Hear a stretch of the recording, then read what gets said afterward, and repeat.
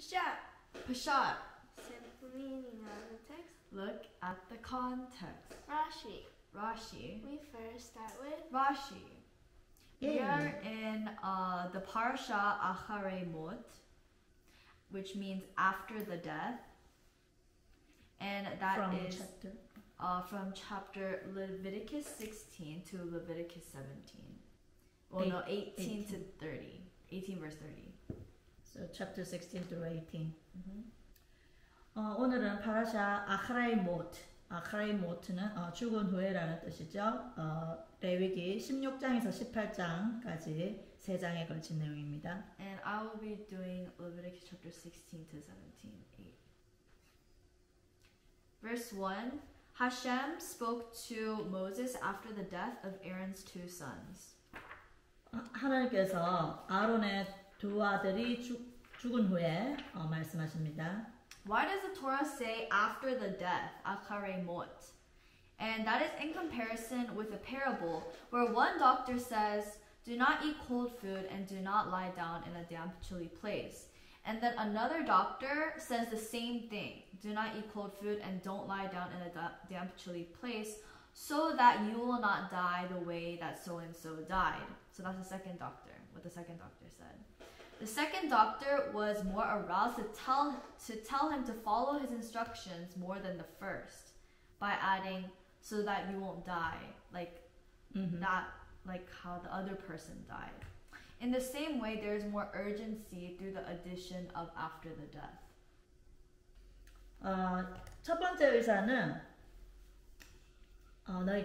찬 음식을 먹고 나서 축축하고 추운 곳에 눕지 마라 라고 조언을 했는데 실제로 그렇게 했다가 죽은 사람이 생겼기 때문에 두 번째 의사는 이제 조언을 할 때 찬 음식을 먹고는 먹은 후에는 차갑고 축축한 데에 눕지 말라. 그렇게 해야만 그렇게 하면은 죽는다라고 경고를 했죠. 경고를 더 붙인 이유는 실제로 그 사람이 그렇게 했을 때 죽은 경우를 보았기 때문에 더 긴급한 그런 절실함을 가지고 그렇게 더 조언을 붙인 거죠.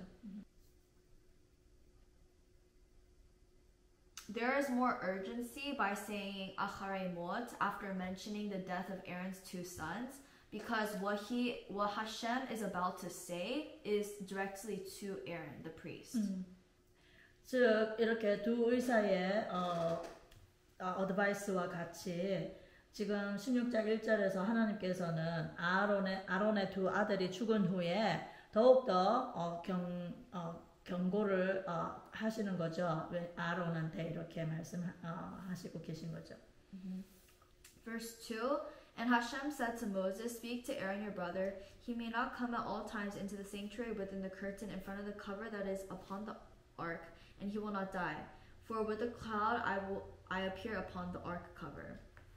2절 하나님께서 모세에게 말씀하셨다. 내 형 아론에게 말하여 그 휘장한 그 성소 곧 그 궤 위에 있는 속죄판 앞에 아무 때나 들어오지 말게 하라. 그래야 그가 죽지 않을 것이다. 왜냐하면 그 구름 안에서 내가 그 속죄판 위에 나타날 것이기 때문이다. So literally God is saying that the revelation of the Shekinah is there. So don't come regularly there, like just for normal purposes. Rabbis have also interpreted it to mean that he may not come into the sanctuary except with the cloud of incense that he is supposed to offer there on Yom Kippur. 여기서 지금 하나님께서 아론에게 이제 미리 경고를 하시는 거죠. 그냥 뭐 별 큰 중대사가 아닌데 아무 때나 그냥 들어오도록 하지 말라는 거죠. 그리고 들어올 때는 반드시 그 인센스 그 향을 피워서 마치 그 구름같이 그렇게 향을 피워서야만 들어올 수 있다. 그리고 아주 특별한 즉 이 제사장이 그 언약궤가 있는 지성소 안에 들어가는 경우는 욤키푸르 때이죠. 그래서 그러한 특별한 때에 그렇게 인센스를 피워서 향을 피우고 가지고 향을 가지고 들어가게 되어 있는 거죠. 왜냐하면 그 안에 하나님의 거룩한 임재가 실제하시기 때문이죠. Verse 3. With this shall Aaron come into the sanctuary with the bull, a young male of cattle for a sin offering, and a ram for an olah offering. 3절 이렇게 아론은 그 성소로 들어와야 하니 속죄 제물로 수소 한 마리와 올림 제물로 수양 한 마리를 갖고 들어와야 한다. So the phrase with this bezot, that has a gematria of 410, and so yeah, and so that's an allusion to the first Beit HaMikdash, which stood for 410 years. 여기 지금 bezot 이렇게라고 되어 있죠. 네, in this 뭐 영어로 얘기하자면 그런데 bezot는 게마트리아가 410입니다. 실제로 이 이동식 성전 성막이 광야의 성막이 그러니까 예루살렘의 성전이 서기 전까지 410년 동안 이 성막이 사용되었기 때문이죠. And that is all Rashi noted about that, how the gematria was the same. Verse 4. He shall don a sacred linen, katones linen, michnasaim shall be upon his flesh, shall gird himself with linen of nate, and cover his head with a linen mitznephes. They are sacred garments. He shall immerse his flesh in the water and then don them. 그 16장 4절에 거룩한 모시 회복을 그가 입어야 하고 모시 바지가 그 몸에 있어야 하며 모시 허리띠를 메고 모시 두건을 둘러야 하고 머리에 둘러야 하고 이 것들은 거룩한 옷들이니 그 물에 몸을 씻고 그것들을 입어야 한다. So throughout this Torah portion, this concept of what the high priest wears is really important. And so Rashi says that the high priest does not wear all 8 garments within the Holy of Holies like he does outside. There's a distinct difference of the type of clothing he wears. And so outside of the Holy of Holies, he wears garments of gold, right? But then gold reminds God of the golden calf. So in the Day of Atonement, in the Yom Kippur service, the Kohen Gadol does not wear the gold because this service is meant to defend Israel and gain them forgiveness. So instead, he serves in 4 garments made of linen for Yom Kippur service. 지금 4절에서 제사장 아론이 입어야 하는 예복에 대해서 상세하게 설명하고 있습니다. 굉장히 의복이 너무 중요하기 때문이죠. 실제로 그 지성소 바깥에서 일할 때는 금실로 된 의복을 입죠. 제사장의 의복은 금으로 된 예복인데 이 지금 욤키푸르 때, 그러니까 대속죄일 때 이 지성소 안에 제사장이 들어갈 때는 이 금색 옷을 입을 수가 없습니다. 왜냐하면은 그것이 그 금송아지 사건, 금송아지 우상 숭배 사건을 기억나게 하기 때문입니다. 그래서 지성소에 들어갈 때는 이렇게 모시로 된 리넨으로 된 예복을 입어야 하는 것이죠. So the next phrase, he shall immerse his flesh in the water. So Rashi explains that Yom Kippur requires immersion. And each time he immerses, he changes his clothing. So this happens 5 times. There's 5 immersions, and 5 times he changes his clothes. And it's constant like going back and forth. So from the service of inside to outside, and from the outside to inside. From garments of gold used outside of Holy of Holies to garments of white linen used inside. From white linen back to gold. So constant changing. At each change of clothing, he required immersion and 2 sanctifications of hands and feet. 그리고 이렇게 그러니까는 지성소 바깥에서 일을 할 때는 금 예복을 입고 또 지성소 안에서 일을 할 때는 이제 다시 리넨 이 모시 예복을 입어야 되기 때문에 이렇게 옷을 갈아입을 때마다 그는 완전히 물속에 immersion 되는 완전히 물속에 잠겨서 씻는 그 미끄베라고 하죠.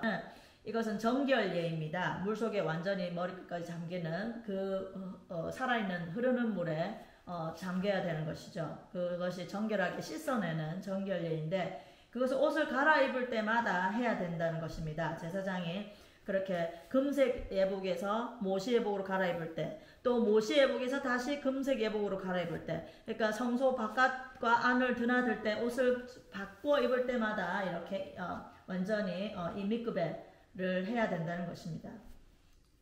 Verse 7 and 8. He shall take the 2 he-goats and stand them before Hashem at the entrance of the tent of meeting. Aaron shall place lots upon the 2 he-goats, one to Hashem and one lot to Azazel. Azazel, sorry. And so there's a interesting process that Aaron chooses these, which one goes to Hashem and which one goes to Azazel. Azazel, yeah. So he puts 2 hands into a lottery box, and then he draws 1 lot in each hand, and one is designated for Hashem, goes to Hashem as a sin offering, and the other to Azazel. Yes. 7절, 8절로 갑니다.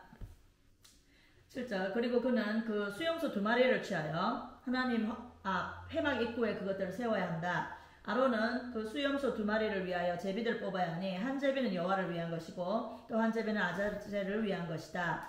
즉 이 아론이 양손을 이렇게 제비를 뽑는 박스에다가 넣고 각 손마다 하나씩 제비를 잡는 것이죠. 그래서 그 제비를 뽑았을 때 그 하나는 하나님을 위해서 드리는 염소로 수염소로 지정되고 다른 하나의 제비는 아자젤 염소로 이제 선택되는 것이죠.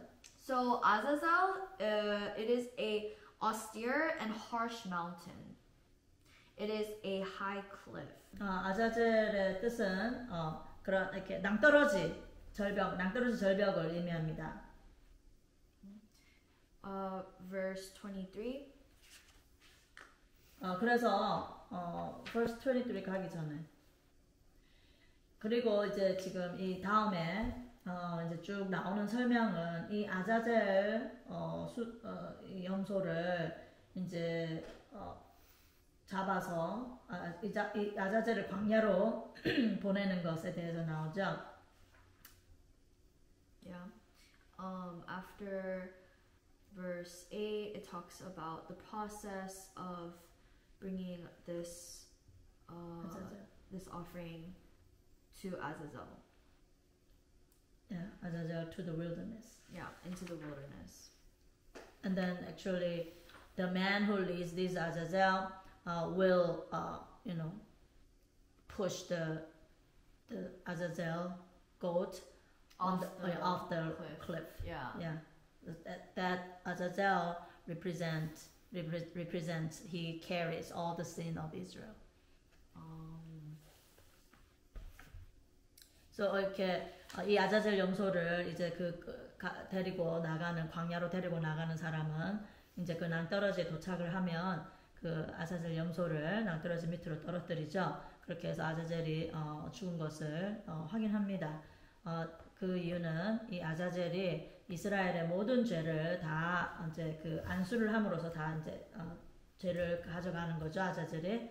그래서 그가 죽음으로써 이스라엘의 모든 죄가 그 대신해서 그 아자젤 염소가 죽음으로써 그 속죄가 되는 것이죠. Represents the sin offering on behalf of whole Israel.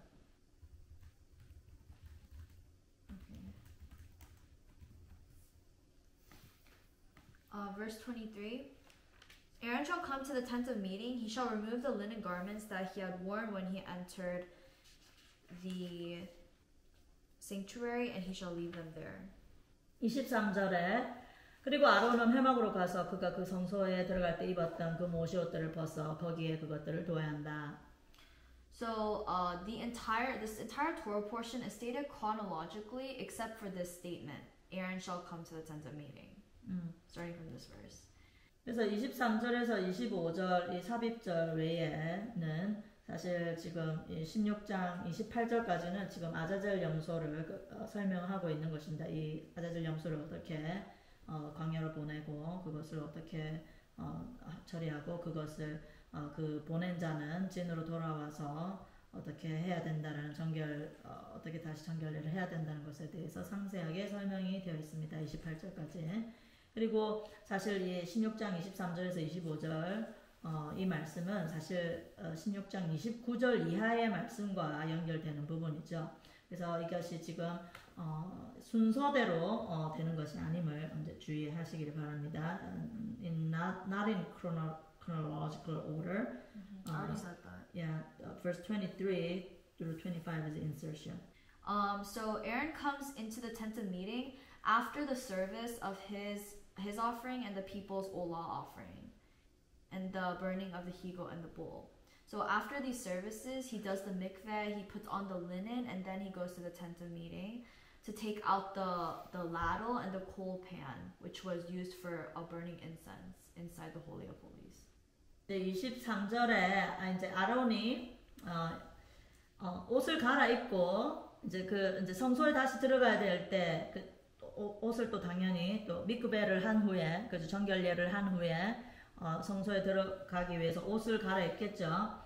그렇게 해서 들어가서 이제 그 성소 안에서 사용했던 이제 그런 불집게, 국자죠.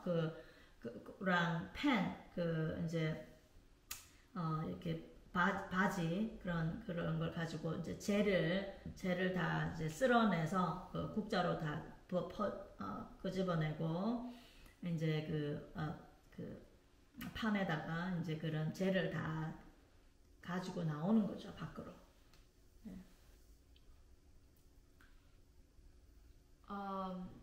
And then it says he shall remove the linen garments. In verse 23. So after he took out the ladle and the coal pan, he puts on garments of gold to continue the olah offering of the evening. 그렇게 해서 이제 성소에서 이제 말하자면은 그 향을 피우기 위해서 사용했던 그 모든 이제 재들이 나오겠죠. 그 재들을 다 이제 그 국자로 퍼내고 이제 팬에다가 이렇게 퍼서 내와서 다 클린업을 이제 청소를 다 한 후에는 이제 모시옷을 싹 벗어내고 이제 미크베를 하고 이제 다시 금 예복으로 갈아입겠죠. 그렇게 해서 저녁 올라 제사, 올림 제물을 드리기 위한 저녁 제사의 준비를 하는 것이죠. So here's the order of the Yom Kippur service. First is the continual olah offering of the morning in garments of gold. 먼저 이 용키프르의 제사장의 일하는 순서입니다. 첫째로는 아침에 올림 제물을 위해서 금색 예복으로 갈아입죠. Number 2 is the service of interior bull and he-goat. Service of the interior inside the Holy of Holies. Bull and the he-goat. Bull of the priest and the he-goat, which is ran for Hashem. 그리고 두 번째로는 이제 소와 양을 이제 가지고 성소에 들어가서 이제 성소에 들어가는 것이죠. 아까 앞에서 우리가 이미 나눴던 것 같이. Along with the incense of the coal pan. 그리고 향을 피울 모든 준비를 해가지고 들어가는 것이죠 성소 안으로. Number 3 is the offerings of the ram of the high priest, the ram of the people Israel, and musaf offerings in garments of gold. 그리고 이제 세 번째로는 다시 밖으로 나와서 이제 그 제사장 자신을 위한 또 온 이스라엘 백성을 위한 양을 태워드리는 것이죠. 이제 무사프 오퍼링, 무사프라는 것은 그러니까 매일 드리는 제사 외에 이제 추가로 드려지는 그 제물이죠. 그것을 무사프 오퍼링이라고 하는데 이 무사프 오퍼링은 샤밧 때나 절기 때 이러한 특별한 날, 예를 들자면 지금 얘기하고 있는 욤키프르 같은 특별한 날에 그 추가적인 예물을 올리는 것을 말합니다. 그래서 제사장 자신을 위한 수양과 온 이스라엘을 위한 수양과 그리고 그 무사프 제물, 그 제물들을 그 절기 제물들을 함께 이제 바깥에서 금 예복을 입고 이것을 태워드리는 제사를 지내는 것이죠. 금 예복을 입고요, 그죠? Number 4 is the removal of the ladle and the coal pan in garments of white linen. So he's going back into the Holy of Holies. 그리고 이제 네 번째로는 다시 이제 모시 예복을 입고 이제 그 지성소 안으로 들어가서 제가 된 그 이제 향로의 그 재들을 다 이제 그 국자와 펜으로 끌어내서 이제 가지고 나오는 것이죠. And then he comes back outside and he does the rest of the Musaf offerings and the continual Olah offering of the evening and the incense of the sanctuary in garments of gold.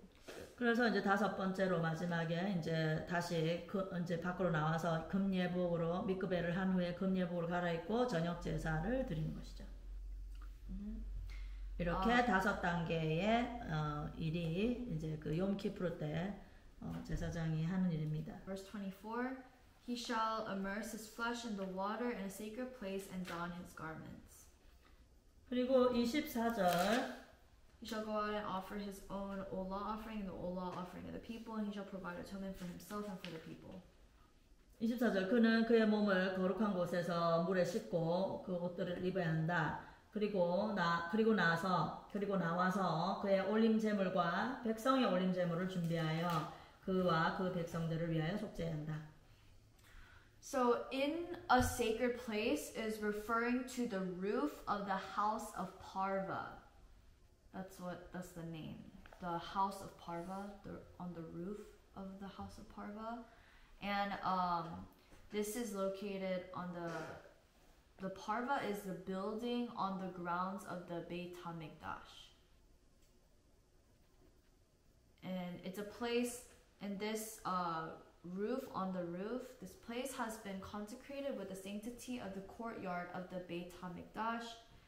All 4 immersions were done on this roof, while the first immersion takes place in an unconsecrated area. 총 5번의 이 그러니까 내부에서 성소 내부에서의 일과 그리고 성소 바깥에 이제 제사 지내는 일로 인해서 정결례를 하면서 의복을 갈아입죠. 그러니까 이 정결례를 하는 그 미끄베 물에 완전히 잠겨서 씻는 이것을 어디서 하냐면은 첫 번째 정결례는 그냥 그러니까 거룩하게 구별된 장소가 아니고요. 그 다음에 두 번째, 세 번째, 네 번째, 다섯 번째의 정결례는 이렇게 거룩하게 구별된 이 팔바라는 그 건물의 지붕에서 행해집니다. Verse 32. 32절. The Kohen who has been anointed or who has been given the authority to serve in the place of his father shall atone. He shall don the linen vestments, the sacred vestments.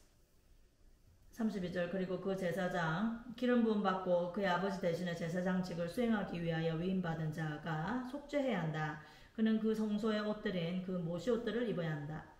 So it explicitly says who has been anointed because this atonement service of Yom Kippur is valid only if performed by the Kohen Gadol, no one else.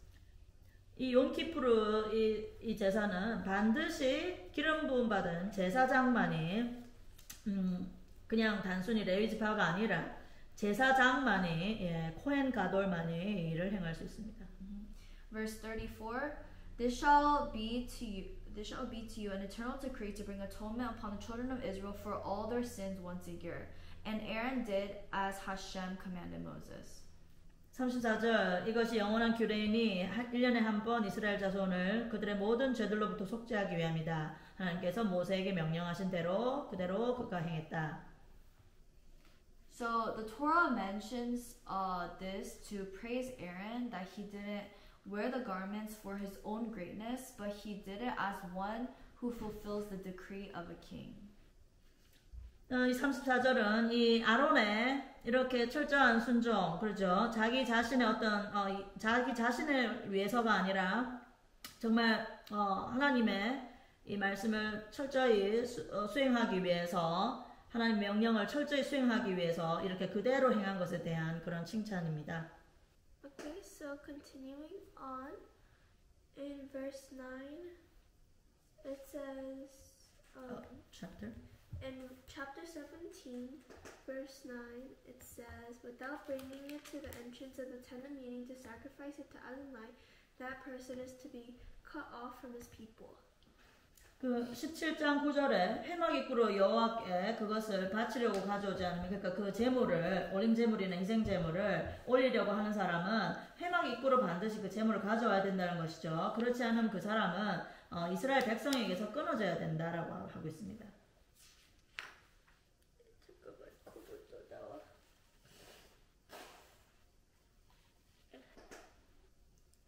Okay, so when it says he shall be cut off, it means that his seed is cut off and he dies prematurely.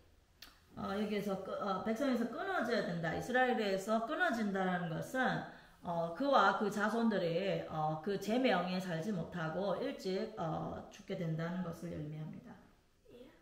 And then in verse 10 it says, And you know what? And also it means actually he is removed from the Is like Israel, the community. the community of Yeah. Israel. Yeah. Actually, eternally actually.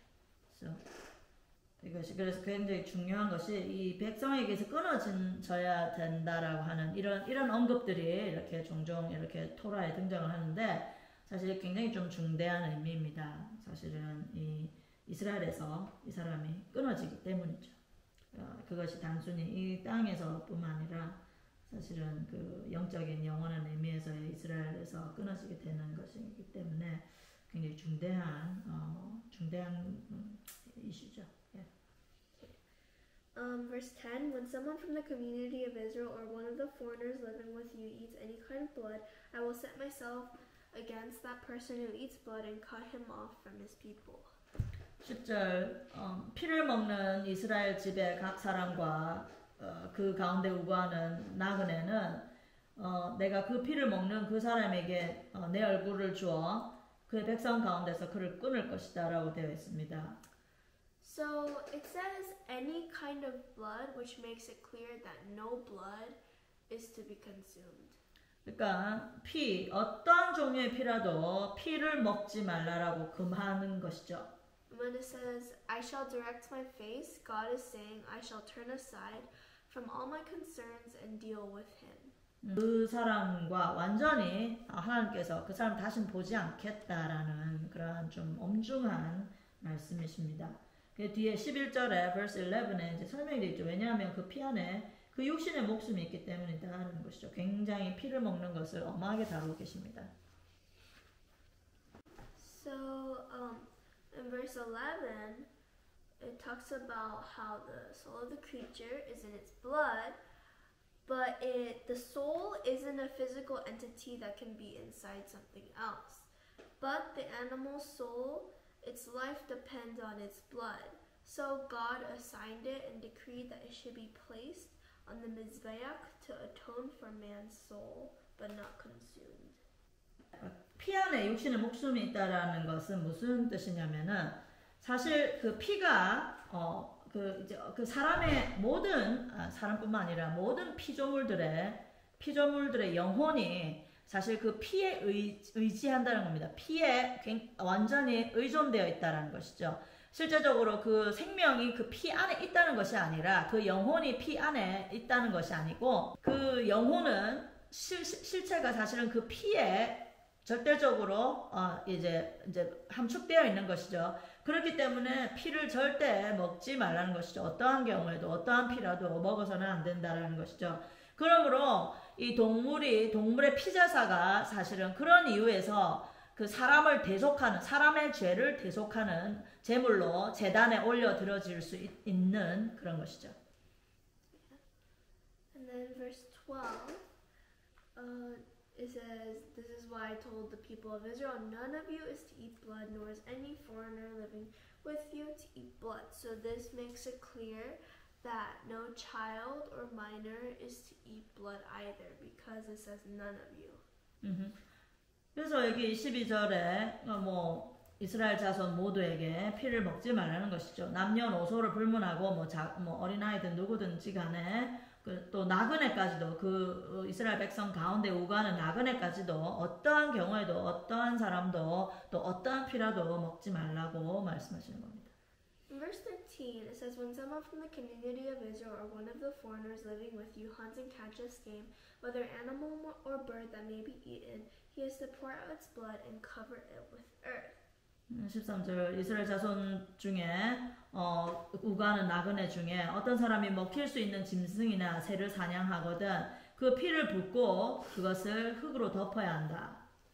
So the phrase "who will trap" teaches us that one should not eat meat regularly, because it should be viewed as a thing that has to be trapped and not easily attainable. It teaches, based on this verse, it teaches us that someone shouldn't eat meat regularly, and that it should be viewed as something that isn't easily attainable, because it has to be hunted with toil, and it isn't easily available. So one should not eat meat regularly. 사냥을 해서 고기를 잡아서 먹는 것이 사실 쉬운 일이 아니죠. 이렇게 피를 붓고 흙으로 덮어야 되고 이렇게 복잡하기 때문에 사실 그래서 뭐 늘 항상 고기를 먹는다는 것은 힘든 일입니다. 이렇게 사실 고기를 얻을 수 있는다는 것이 쉬운 일이 아니니까요. Yes, and then verse 16, it talks. It says he will bear the consequences of his wrongdoing.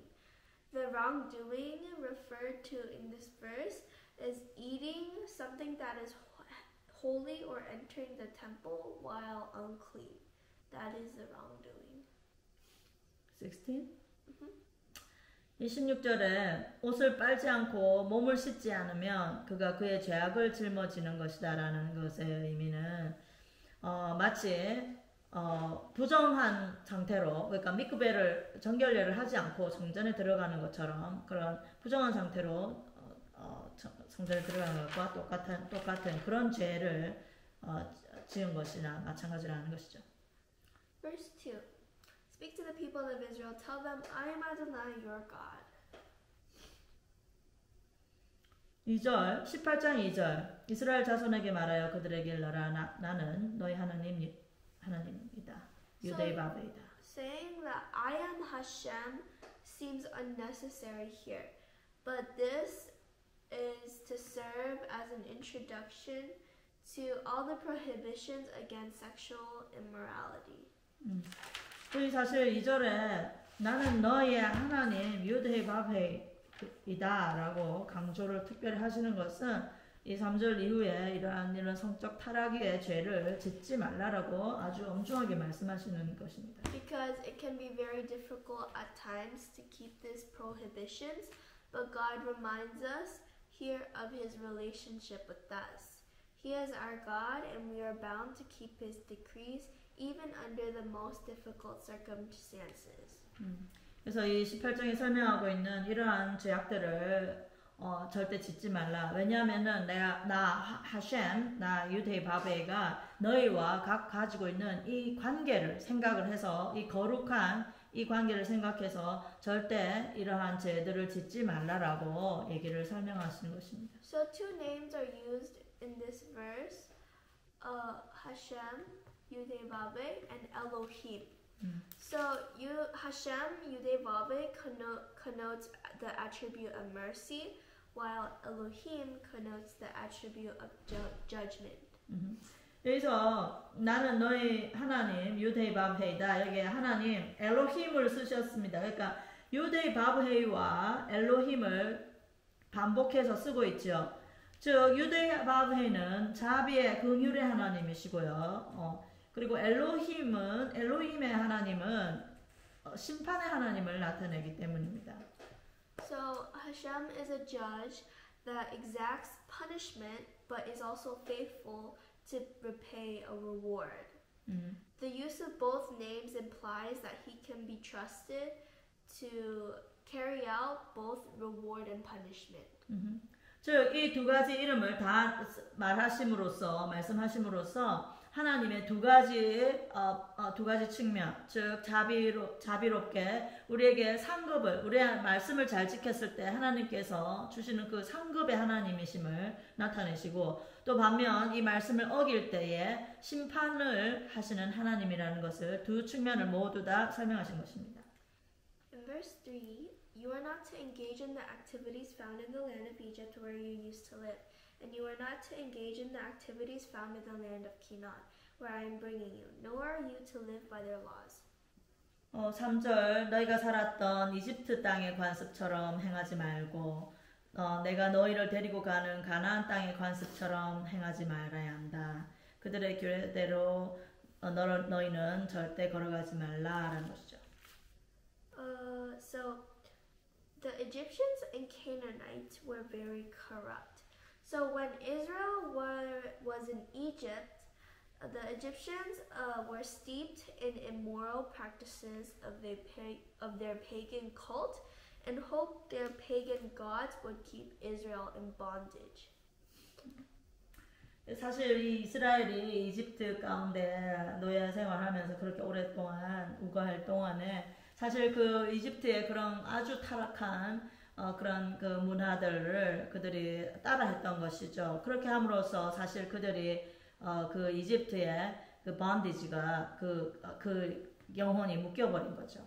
And then the Canaanites were engaged in immoral pagan practices and hoped they would stop Israel's conquest to take their land.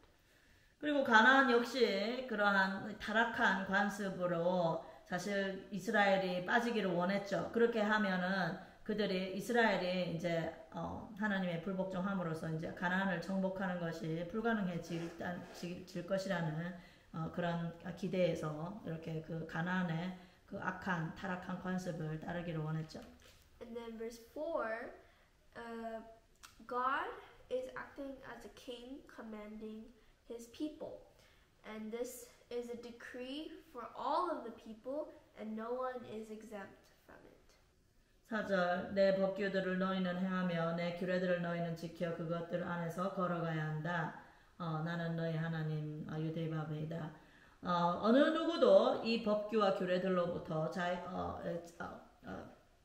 자유로운 사람은 없습니다. 모두가 이 법규와 규례를 지켜야 하는 것이죠. Yes. And then in verse 6, 6절에 it says, none of you is to approach anyone who is a close relative in order to have sexual relations. I am Adonai. So, the phrase shall not approach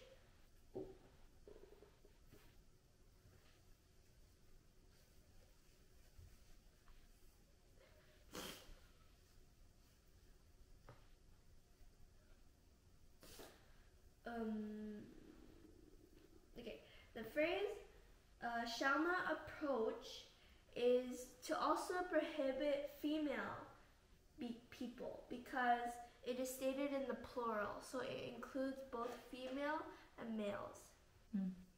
여기 이제 6절에서 이제 이렇게 그 살붙이 가족 간에 이런 그 접근하는 일, 즉 이제 여성이든 남성이든 상관없이 이러한 일을 하지 말아야 된다는 것이죠. Yes. And then all of the other verses are just Peshat, and there's not really anything much to be said there. So verse 28. 그래서 이제 그 이후에 설명된 내용들은 아주 간단한, 아주 정말 말 그대로의 그 지키면 되는 내용이기 때문에 뭐 특별히 해석이 필요 없습니다. 그래서 28절로 가면 Verse 28 it says, if you make the land unclean, it will vomit you out too, just as it is vomiting out the nation that was there before you. 28절 너희가 그 땅을 부정하게 함으로 그 땅이 너희 이전에 있었던 그 이방 나라를 토해낸 것처럼 그 땅이 너희를 토해내지 않도록 해야 한다. 그죠? Yes, and this is compared to a king's son fed something disgusting and repulsive that makes him vomit. So the land of Israel is also like this. 저기 28절은 그 왕자가 정말 그 가증한 것들을 먹고 토해낸 것과 같은 그런 비유죠. 그 땅이 그 사람들을 토해낸다는 것이죠. 말씀을 지키지 않으면 토라를 어기면은 이 땅 자체가 땅은 토라로 운영되는 것이죠. 땅이 토라에 의해서 지어졌기 때문이죠. 그러니까 그 땅에 사는 거민이 토라에 어긋나면 어떻게 되겠습니까? 그 땅이 그 거민을 쫓아내게 되는 것이죠. 토해내는 것이죠. 그러니까 이스라엘의 역사상에 사실 그 이스라엘 유대인들이 얘기합니다. 자기들이 이방 땅에 포로로 끌려갔던 포로기를 맞은 이유는 바로 그들이 그 안식년을 지키지 않고 그 토라대로 그 땅을 쉬게 하지 않고 그리고 빚진 자들 빚을 탕감해주는 그 7년째의 그 안식년을 지키지 않았기 때문에 말씀대로 그 땅을 경작하지 않고 그 땅의 소산도 사실은 5년째 먹거나 팔 수 있는데 그것을 정확하게 지키지 않았던 그런 일들로 인해서 그들이 그 땅이 토해냈다. 그 자신들을 토해냈다라고 그렇게 믿고 있습니다. 그래서 하나님의 말씀 토라를 지키는 것이 바로 그 땅에 살 수 있는 그 자격이 되는 것이죠. 토라를 지키지 않으면 그 땅에서 땅이 토해낸다는 것이죠. The earth's foundation was Torah, so if the inhabitants of the earth of that land does not abide by Torah, it simply goes against what it was founded on. So that's why it throws up all of the transgressors of Torah. Mm-hmm. So and then in verse 30, so keep my charge not to follow any of these abominable customs that others before you have followed, and thus defile yourselves by doing them. I am Adonai your God. So in this verse, God continually reminds us that he can be trusted to reward and punish transgression by him saying, I am Adonai your God. 예, 30절에 또 한 번 더 반복하시죠. 이 규례들을 행하고 너희들을 부정하게 하지 말고 이 가증한 규례들을 행함으로써 너희 자신을 부정하게 하지 말고 내가 지키라고 한 명령들을 지켜야 한다. 나는 너희의 엘로힘 유드헤이바브헤이다 라고 다시 말씀하시죠. 예, 다시 언급하심으로써 하나님께서 말씀을 잘 지킬 때 상급을 주시는 그 자비의 하나님 유드헤이바브헤이고 또한 지키지 않았을 때 심판하시는 엘로힘임을 다시 한번 반복하고 계십니다.